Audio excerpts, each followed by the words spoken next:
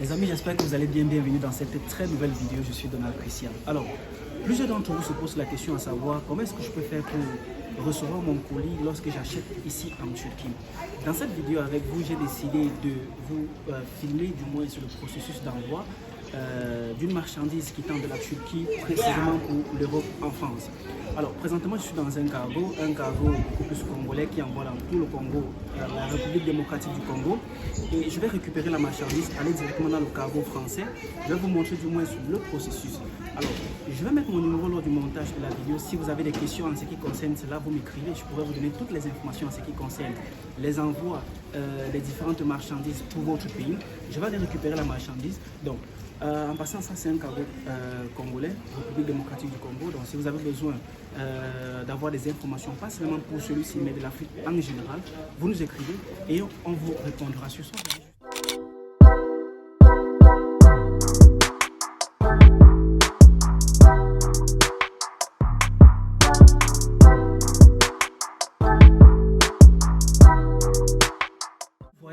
Voici généralement la façon dont nos produits sont stockés lorsqu'on décide d'acheter. On achète cela ainsi, on stocke cela et puis il y a les différents jours d'enlèvement. Donc il y a plusieurs cartons ici, c'est pas tout dit que tous ces cartons là nous appartiennent. Donc il y a nos cartons ici, on va juste récupérer nos produits et puis directement on ira dans le cargo du moins qui est censé envoyer cela dans ce pays spécifique. Suivez l'aventure.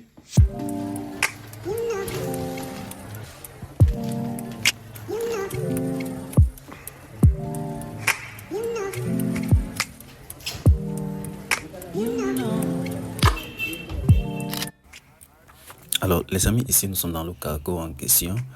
Vous voyez cette machine-ci, en fait c'est cette machine qui permet de déterminer le poids du produit. Donc dans ces plastiques que vous voyez là, vous allez voir du moins le coursier qui est juste là va faire un carton. Il va fabriquer un carton, du moins scotcher un carton ayant une dimension qui peut contenir nos produits. Et vous voyez la façon dont il scotche ce carton là est de manière plus professionnelle, de telle sorte que malgré toutes les secousses que le carton pourra recevoir en cours de chemin, il ne pourra pas se détacher pour peut-être égarer la marchandise ou quoi que ce soit. Donc il y a plusieurs machines là-bas qui s'utilisent. Il scotche le carton de telle sorte que même si on essaye de déballer le carton, je vais vous montrer en fait à quoi ressemble le carton bien après cette partie-ci. Voilà, vous pouvez voir par exemple des exemples juste à côté. Donc, il scotche ça comme ça et lorsqu'il finit généralement de scotcher le carton avec toute cette dimension-là, c'est maintenant au moment de pouvoir prendre le produit pour mettre à l'intérieur du carton.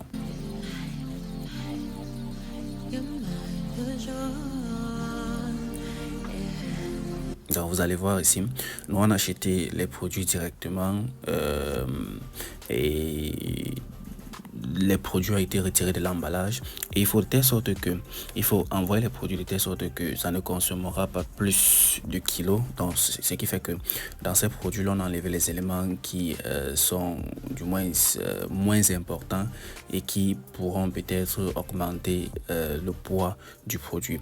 Voilà, par exemple celui-ci c'est un costume, donc il va falloir enlever certaines parties qui constituent du moins qui permettent d'emballer le costume pour permettre ainsi au poids du produit de réduire. Je tiens à rappeler que comme vous avez vu au début de cette vidéo, s'ils ont pesé que le kilo est à 9,53, si je me rappelle bien, 9,53, ils ne mettent pas directement 9,53. Tous les chiffres avec virgule sont arrondis.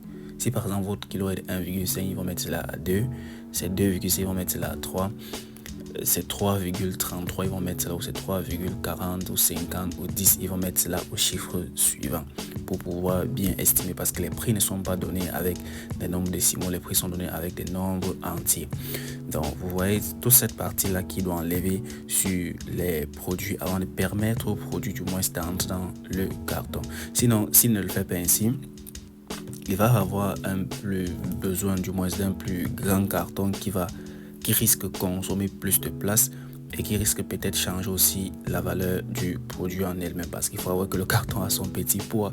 Donc c'est pour ça qu'il perce d'abord le produit lorsque vous amenez tel qu'il est, après il repèse le produit après emballage. Voilà, l'emballage qu'il fait, c'est prêt à l'enlèvement. Donc, il pèse cela pour pouvoir avoir l'estimation exacte du produit, les dimensions exactes du produit qui vont servir à la douane. Parce que voilà, lorsque ça va entrer, même si l'Europe avec la Turquie ont ce partenariat de libre circulation avec les produits venant de la Turquie et venant d'Europe, mais il y a ce qu'on appelle la TVA qui est payée généralement avec les produits qui entrent au niveau de l'Europe. Donc, regardez par exemple comment il a stocké cela. Il va devoir enlever l'air dans ces produits-là parce que voilà, c'est dans des emballages. Encore, ça vient directement de la fabrique. Ces produits que vous pouvez constater là, directement des usines de fabrication. C'est pas quelque chose que nous sommes allés acheter dans une boutique. Le client a demandé à ce qu'on commande directement de l'usine de production.